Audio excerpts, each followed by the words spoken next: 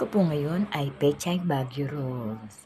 So, instead of cabbage kasi mas madali po i-roll ang Pechay Baguio. So, ito na po. Pinakuluan ko na po siya para medyo maluto po yung ilalim para hindi po siya matigas. Tsaka medyo binawasan ko rin yung matitigas para madaling ma-roll ang giniling po. So, ito po, malambot na po yung ilalim. Pwede na nating i-roll ang giniling. So, let's start. Ayan po.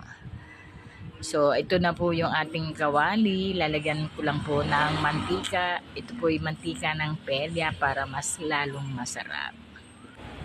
And then, ito na po. Lalagay na po natin yung una kong nagawa na roll. Cabbage Baguio, Pechay Baguio roll.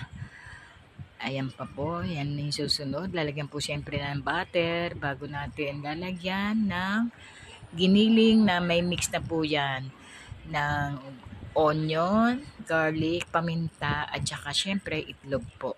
Yan, babalot po natin ng mabuti, ikot natin, tsaka lalagay po natin sa ating kawali.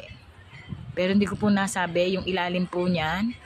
Po yan ng Pechay Baguio, yung ilalim para hindi po dumikit. At ito na po, napakuluan ko na ng mga 20 minutes to 30 minutes. Luto na po yan.